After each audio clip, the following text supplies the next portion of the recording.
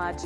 And as the wind picks up already, some areas are feeling the impacts. KREM 2's Nathan Hyun has been out in the storm tracker this evening. How are things looking out there tonight, Nathan?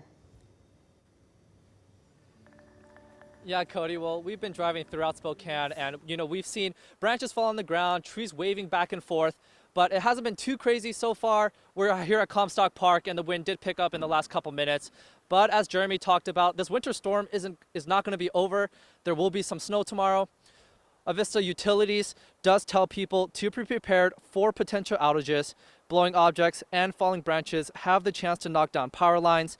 At last check, there have not been widespread outages in the Spokane area, but to report a power outage, you can do so on Avista's website. They also say if your power does go out, to unplug any electrical equipment and use flashlights instead of candles for safety reasons. And Cody, we'll be back out here right at 11 to let you know how it's going then. But for right now, live in Spokane, Nathan Hyun, KREM 2 News.